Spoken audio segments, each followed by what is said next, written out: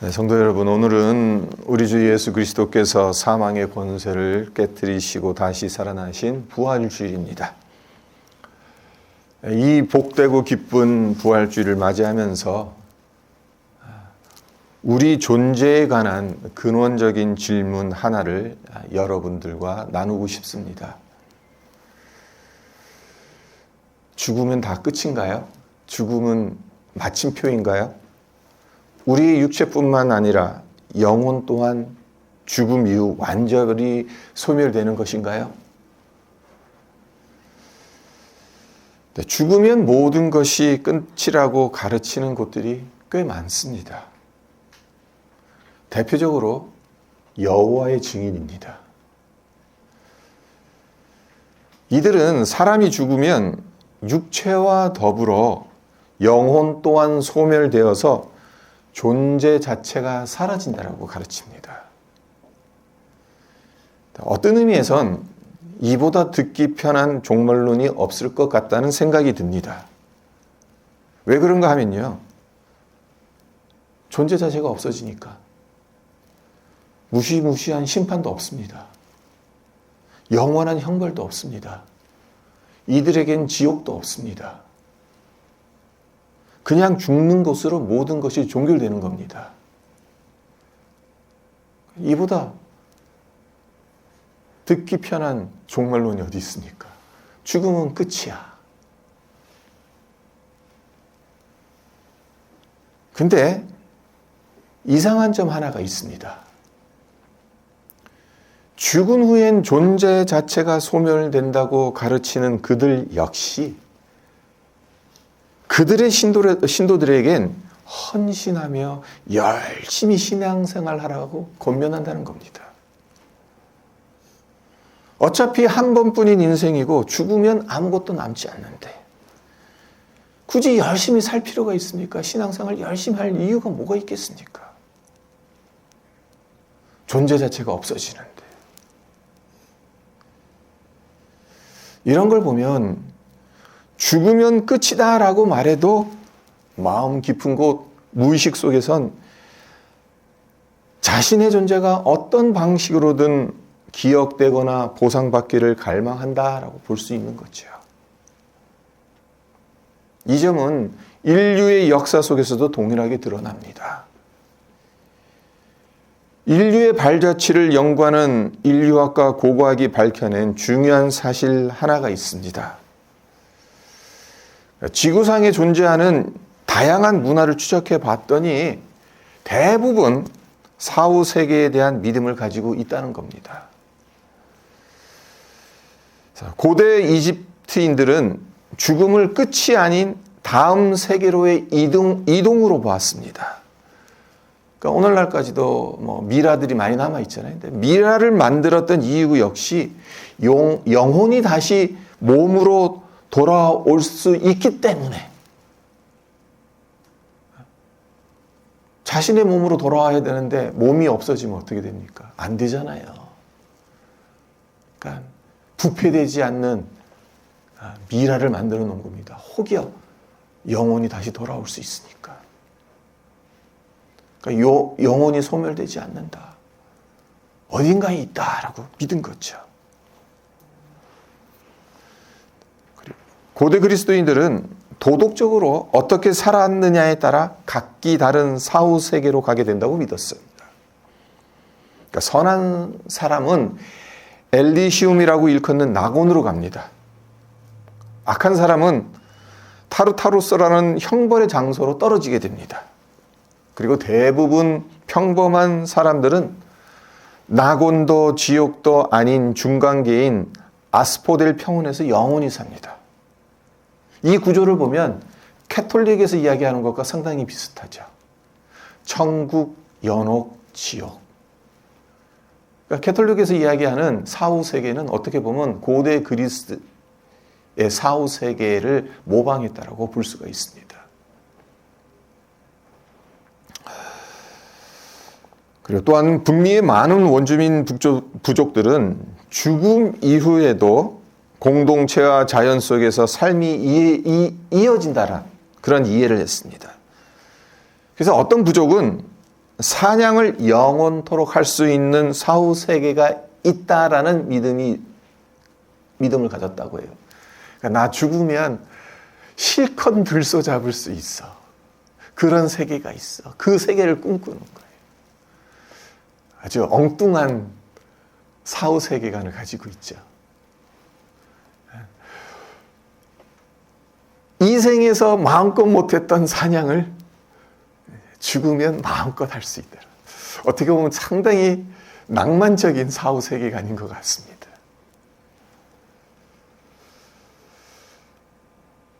그리고 아프리카와 동아시아 지역에선 어떤 사후 세계관을 가지고 있습니까? 죽은 조상들이 후손을 지켜주고 보호해준다. 그래서 우리가 예수님 안 믿었으면 우리 역시 조상들에게 설이나 추석 때 제사를 드렸겠죠. 조상님들 우리를 보호해 주십시오. 그러니까 조상님들의 영혼이 아직도 존재한다라고 믿고 있는 거죠. 우리를 지켜 보호한다라고 생각하는 거죠. 이런 걸 보면 참 신기하지 않습니까? 완전히 다른 환경에서 살았고 서로 교류한 적이 없었을 그 먼 옛날 옛적에 어떻게 사후 세계에 대한 믿음이 보편적으로 형성되었을까요? 우연일까요? 그렇지 않습니다. 인간의 마음 깊은 곳에 새겨진 흔적입니다. 죽는 것으로 끝이 아니라는 본능적인 인식이자 영원 불멸을 향한 갈망입니다. 성경은 이 본능적인 인식을 아주 분명한 선언으로 정리해 줍니다. 히브리서 9장 27절을 보면 히브리서 기자가 이렇게 선언해요. 한 번 죽는 것은 사람에게 정해진 것이요 그 후에는 심판이 있으리니. 한 번 죽는 것은 사람에게 정해진 것이다. 그리고 그 후에는 심판이 있다. 무슨 뜻이겠습니까? 죽음 이유가 있다라는 거죠. 죽음으로 다 끝난다는 것이 아니라는 겁니다. 끝이 아니라 이어진다는 겁니다. 사라지는 것이 아니라 계속 존재한다는 것이고 마침내는 하나님의 심판대 앞에 선다는 겁니다. 그렇습니다. 죽음이 끝이 아닙니다. 그리고 이것이 왜 중요하냐면 죽음이 끝이 아니라면 죄의 문제도 끝나지 않는다는 겁니다. 아무리 큰 죄를 저질렀어도 죽음은 끝이다. 현세에서는 그렇죠. 내가 죄를 저질렀어요. 근데 내가 죽었어요. 그럼 어떻게 됩니까? 법적으로는 그 기소가 취소됩니다. 당사자가 사라졌으니까. 하지만 죽음이 끝이 아니라면 죄의 문제도 끝나지 않습니다. 하나님의 공의가 반드시 드러나야 합니다. 그리고 그렇기 때문에 부활은 선택이 아니라 필수라는 겁니다. 부활이 있어야 하는 이유가 여기에 있다는 겁니다. 죽음 이유가 존재하기 때문에 죄와 사망을 깨트리는 사건이 반드시 필요하다는 겁니다. 이것도 한번 생각해 보세요. 구약을 읽다 보면 영원한 나라가 도래할 것이라는 말씀이 끊임없이 나옵니다. 왜 이런 말씀들이 나오는 것이겠습니까? 영원한 나라에 대한 구절들 모두 말씀드릴 수는 없고 세 구절만 소개해 드리겠습니다. 먼저 시편 145편 13절입니다. 주의 나라는 영원한 나라이며 주의 통치는 대대에 이르리이다. 하나님의 나라를 가리켜서 영원한 나라라고 시편 기자가 노래합니다. 그리고 두 번째 구절은 이사야서 9장 7절입니다. 그 정사와 평강의 더함이 무궁하며 또 다윗의 왕자와 그의 나라에 군림하여 그 나라를 굳게 세우고 지금 이후로 영원히 정의와 공의로 그것을 보존하실 것이라. 만군의 여호와의 열심히 이를 이루시리라. 메시아가 도래하게 되면 메시아가 다스릴 그 나라, 영원한 나라라는 것. 그것이 이사야서 9장 7절의 말씀이죠. 그리고 세 번째 구절, 다니엘서 7장 27절입니다. 그 나라와 권세와 온 천하 열국의 위세가 지극히 높으신 이의 거룩한 백성에게 주어지리니 그의 나라는 영원한 나라이라. 이것 역시 마찬가지입니다. 장차 도래할 하나님의 나라, 그 나라는 소멸될 나라가 아니라 영원한 나라라는 것. 근데 구약 성경에서 영원한 나라라는 개념을 줄기차게 언급하는 이유가 무엇일까? 생각해 보세요. 성경에서 말하고자 하는 미래는 이 세상에서 마침표를 찍는 미래가 아니기 때문에 그렇습니다. 이 세상에서 끝나는 미래가 아니라는 것. 만약 사람이 죽어서 모든 것이 끝난다면 영원한 나라라는 개념이 있을 이유가 전혀 없겠죠. 영원한 나라는 고통받는 이스라엘 백성들에게 조금만 참아봐라 라며 던져주는 값싼 희망의 고문이 아닙니다. 철저하게 죽음 이후의 세계 그리고 부활을 전제로 한 약속입니다. 구약에서 부활에 대한 언급은 그렇게 많지는 않죠. 하지만 영원한 나라에 대한 언급은 상당히 많습니다. 근데 영원한 나라를 언급한다는 것은 그것 자체가 부활을 언급하는 겁니다. 결국에는. 그런데 놀랍게도 이 약속의 출발점이 어디서부터 시작을 합니까? 성경 맨 앞에서 시작을 합니다. 바로 창세기 3장 15절입니다. 창세기 3장 15절 말씀. 내가 너로 여자와 원수가 되게 하고 내 후손도 여자의 후손과 원수가 되게 하리니 여자의 후손은 내 머리를 상하게 할 것이요 너는 그의 발꿈치를 상하게 할 것이라 하시고. 그러니까 이 말씀은 아담과 하와의 타락 직후 주어진 심판 선언이죠. 뱀에게 주어진 하나님의 저주의 말씀입니다. 하지만 동시에 이 말씀 안엔 심판의 말씀이긴 합니다만 이 안엔 구속의 씨앗을 심어 놓으신 하나님의 첫 번째 언약이기도 하다는 겁니다. 여자의 후손이 너의 머리를 깨트릴 것이다. 죽음을 깨트린다는 뜻입니다. 죄의 건설을 깨트린다는 거죠. 여기에서도 이미 부활을 암시하고 있다고 볼 수 있는 겁니다. 그러니까 이와 같이 하나님은 인간이 타락하는 순간부터 구속의 길을 열어두셨어요. 구약에 수없이 하나님의 나라가 언급되었다고 말씀을 드렸는데 회복에 대한 약속 역시 상당히 많이 언급되어져 있죠. 회복에 대한 약속. 이것도 시간 관계상 두 구절만 제가 읽어드리겠습니다. 아모스 9장 14절입니다. 내가 내 백성 이스라엘이 사로잡힌 것을 돌이키리니 그들이 황폐한 성읍을 건축하며 거주하며 포도원들을 가꾸고 그 포도주를 마시며 과원들을 만들고 그 열매를 먹으리라. 바벨론에 의해서 완전히 다 패망당한 그 나라 하나님께서 다시 복원시켜 주시고 회복시켜 주셔서 아모스로 하여금 이 예언을 하게끔 하신 거죠. 그리고 이사야서 61장 3절입니다. 무릇 시온에서 슬퍼하는 자에게 화관을 주어 그 죄를 대신하며 기쁨의 기름으로 그 슬픔을 대신하며 찬송의 옷으로 그 근심을 대신하시고 그들이 의의 나무 곧 여호와께서 심으신 그 영광을 나타낼 자라 일컬음으로 받게 하려 하심이라. 모든 것을 회복시켜 주시겠다.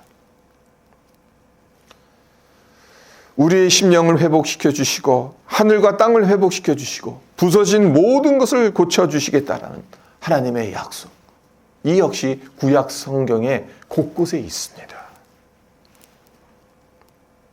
만약 죽음 이후의 세계 그리고 부활이 없다면 구속이 무슨 필요가 있겠고 회복이 무슨 의미가 있겠습니까? 우리가 애써 죄와 싸우며 살아갈 이유가 전혀 없습니다. 눈물로 기도할 이유 역시 없습니다. 때로는 손해를 간수하면서까지 믿음을 지켜야 할 이유 또한 없습니다. 그냥 내가 좋은 것 즐기면서 살아가면 되는 거예요. 한 번뿐인 인생이니까. 어차피 죽어서 우리 영혼이 소멸될 거라면 그런 노력들은 쓸데없는 낭비일 뿐입니다. 그렇지만 부활이 있다면 이야기가 180도 달라지겠죠. 구속과 회복은 인간 존재를 결정짓는 전부가 되어버립니다. 왜 그런지 그 이유를 이렇게 설명드려 보겠습니다. 부활을 단순히 다시 살아난다라고 보지 마세요. 지금의 상태가 영원히 고정되는 것으로 한번 보세요. 그래서 이렇게 한번 상상해 보십시오. 구원받지 않은 상태로 다시 살아난다면 어떻게 되겠습니까? 우리의 깨어진 심령이 회복되지 않은 상태로 부활한다면 어떻게 되겠습니까? 구속되지 않은 상태, 회복되지 않은 상태로 영원히 살아가야 할 테니 얼마나 끔찍하겠습니까? 다시 살아나지 않는 게 차라리 나을지도 모릅니다.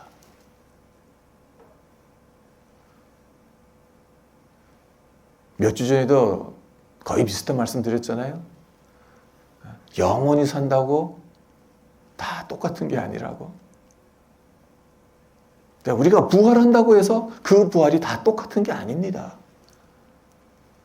어떻게 보면 우리만 부활하는 건 아닙니다. 예수 믿지 않는 자들도 부활합니다. 왜? 하나님의 심판대 앞에 서야 하니까.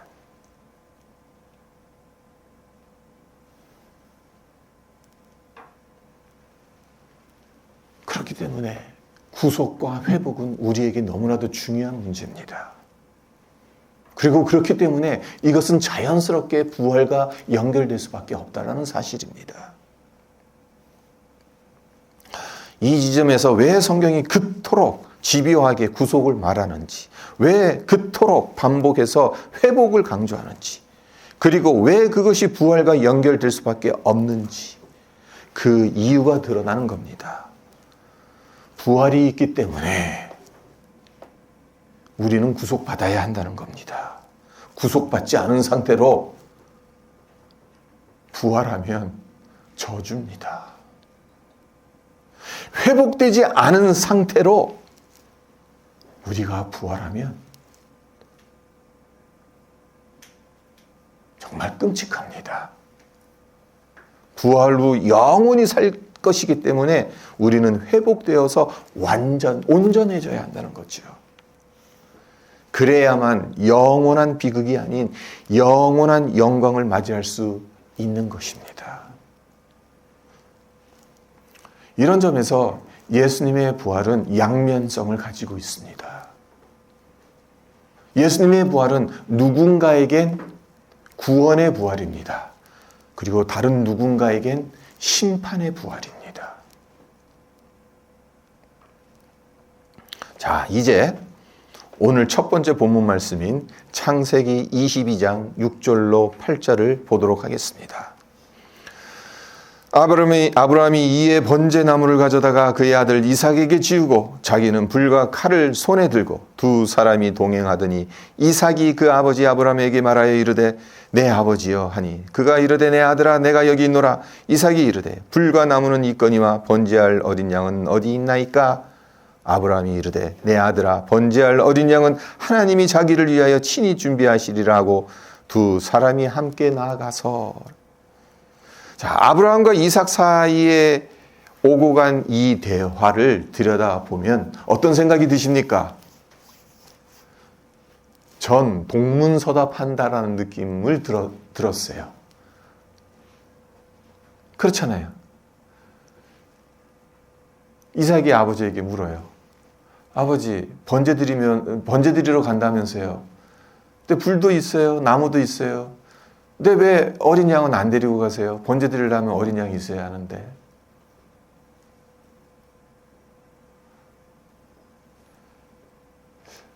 이삭은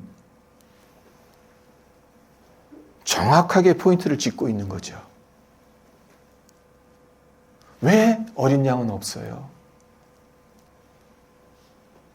이에 대해서 아브라함이 뭐라고 대답합니까? 아브라함 역시 핵심을 꿰뚫고 있습니다.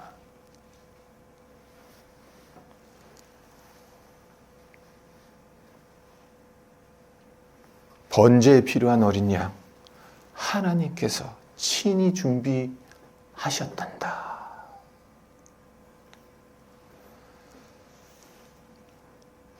동문서답 같은 대화지만 이 안에는 참으로 신비스러운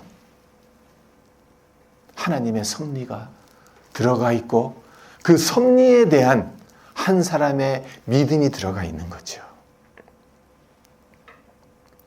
그리고 그 후에 9절과 10절을 보면 아브라함은 하나님께서 일러주신 곳에 이르자 제단을 쌓죠. 이삭을 결박해서 제단 나무 위에 놓습니다. 그리고는 칼을 들어 그 아들을 내리치려 합니다. 아브라함이 이때 신용을 한 겁니까? 죽이는 척하는 겁니까? 칼로 찔러 이삭의 몸을 가르려 했던 것은 그의 진심이었습니다. 자, 그렇다면 아브라함은 왜 그토록 단호했을까요? 자기 생명보다 더 소중하게 여기는 아들 이삭을 어떻게 주저없이 바치려 했을까요? 아브라함이 당시 이방 종교의 인신제사 풍습에 물들어서 그런 겁니까? 그렇지 않죠. 그 답은 오늘 두 번째 본문인 히브리서 11장 17절에서 19절에 나옵니다. 아브라함은 시험을 받을 때에 믿음으로 이삭을 드렸으니 그는 약속들을 받은 자로 돼 그 외아들을 드렸느니라. 그에게 이미 말씀하시기를 내 자손이라 칭할 자는 이삭으로 말미암으리라 하셨으니 그가 하나님이 능히 이삭을 죽은 자 가운데서 다시 살리실 줄로 생각한지라. 비유컨대 그를 죽은 자 가운데서 도로 받은 것이니라. 자, 이 구절에 따르면 내 자손이라 칭할 자는 이삭으로 말미암으리라. 하나님께서 분명하게 말씀하셨어요. 이 말씀이 의미하는 바가 무엇이겠습니까? 내 자손이라 칭할 자는 이삭으로 말미암는다. 하나님께서 말씀하신 그 의미가 무엇이겠습니까? 이삭은 반드시 살아 있어야 한다는 겁니다. 이삭을 통해 하나님의 언약이 성취되어야 한다는 겁니다. 문제는 하나님께서 그 이삭을 번제로 드리라고 아브라함에게 명령하셨다는 겁니다.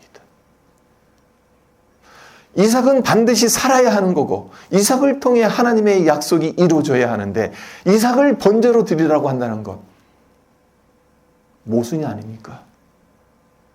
살아있어야 할 이삭을 죽이라고 한다는 것 말이 안 맞지 않습니까? 하나님의 명령과 하나님의 약속이 충돌하는 상황이에요. 하나님께서 아브라함에게 약속하셨어요. 이삭을 통해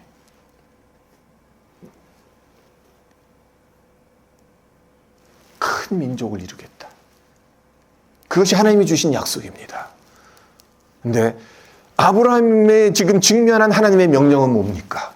그 이삭을 죽이라는 겁니다. 번제로 드리라는 겁니다. 하나님의 명령, 하나님의 약속, 이 둘이 충돌하고 있어요. 아브라함으로서는 얼마나 난감했겠습니까? 우리라면 이럴 때 어떻게 반응하시겠습니까? 아브라함은 이렇게 결론을 내립니다. 하나님의 약속은 절대로 파기되지 않는다. 따라서 이삭이 죽어도 하나님께서 능히 그를 죽은 자 가운데서 다시 살려내실 것이다. 자, 여기서 한 가지 질문을 드리겠습니다. 성도 여러분, 여러분은 부활신앙을 뭐라고 생각하십니까? 부활신앙을 어떻게 정의 내리시겠습니까? 단순히 죽었다가 다시 사는 것이겠습니까? 저는 이렇게 정의를 내리고 싶습니다. 부활신앙이란 하나님의 약속은 죽음조차 가로막을 수 없다는 강력한 확신이다.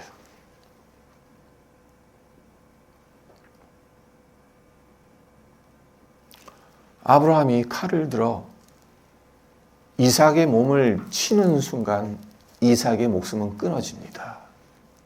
죽는 겁니다. 네, 아브라함에겐 이 죽음조차 가로막을 수 없는 하나님의 약속에 대한 확신이 있었더라. 아브라함은 이 믿음을 가지고 있었기 때문에 독자인 이삭에게 칼을 들 수 있었던 겁니다. 정신 나가서 칼을 든 게 아니에요. 이 사건과 관련해서 한 가지만 더 살펴보고 말씀을 맺도록 하겠습니다. 이 사건은 1차적으로는 하나님께서 아브라함의 믿음을 시험하시기 위해 주신 사건이죠.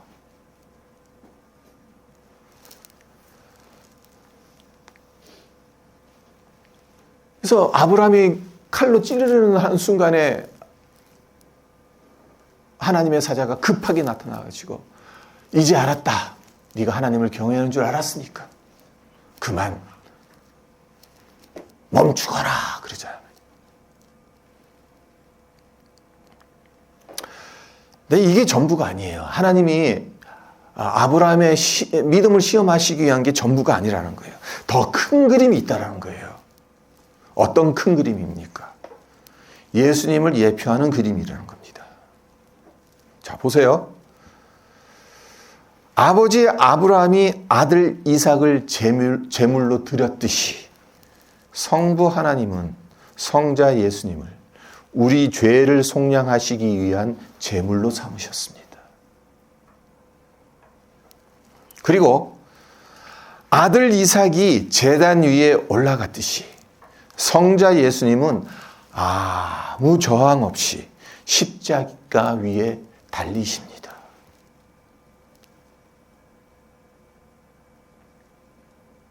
그래서 아브라함은 성부 하나님을, 이삭은 성자 예수님을 예표한다고 볼 수가 있어요. 결정적인 차이점이라면 이삭은 죽지 않았죠. 그러나 예수님은 죽으셨다는 겁니다.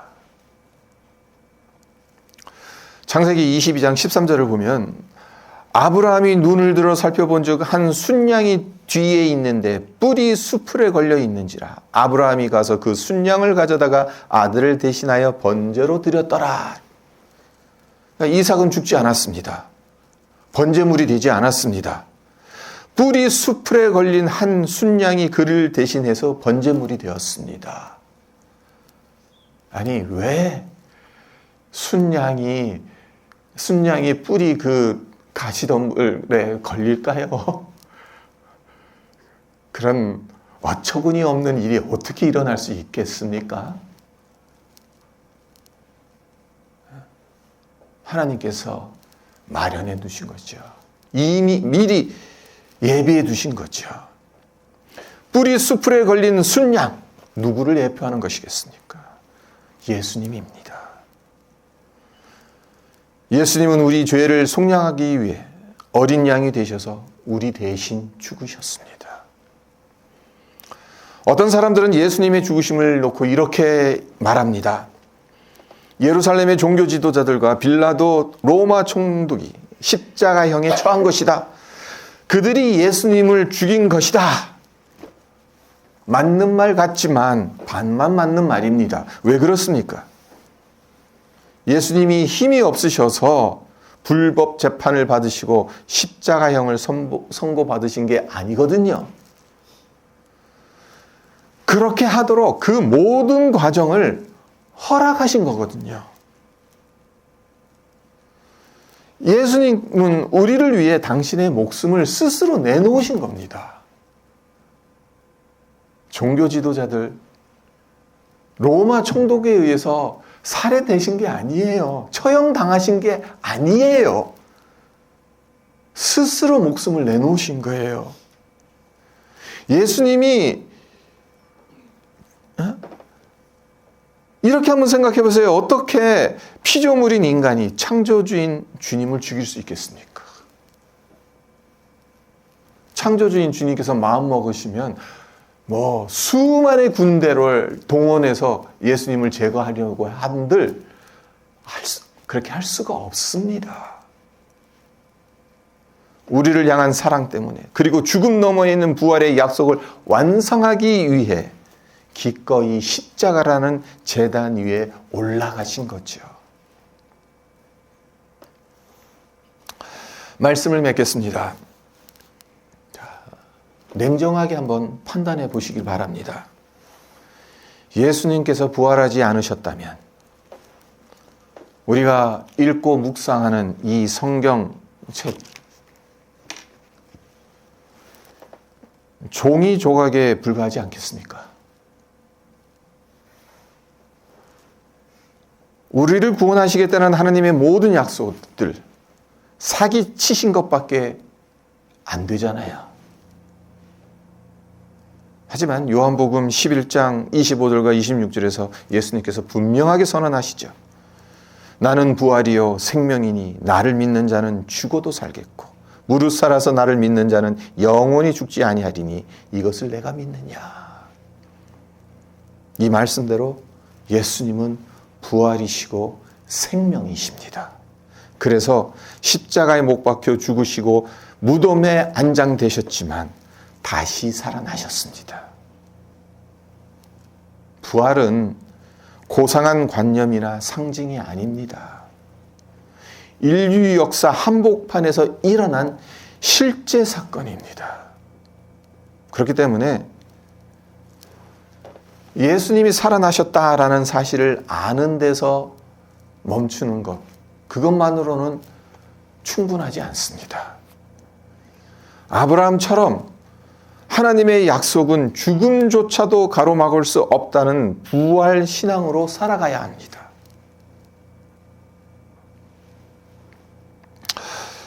오늘 이 아침 우리 모두 이렇게 결단했으면 좋겠습니다. 주님, 눈에 보이는 현실이 아니라 부활의 약속을 붙들고 살아가겠습니다. 어지러운 세상에서 두려움에 떨지 않고 하나님의 신실하심 위에 믿음의 발걸음을 내딛겠습니다. 이 믿음의 결단을 드리는 우리 모두에게 사망의 권세를 깨트리시고 다시 살아나신 우리 주 예수 그리스도의 은혜와 평강이 충만히 임하기를 주님의 이름으로 축원합니다.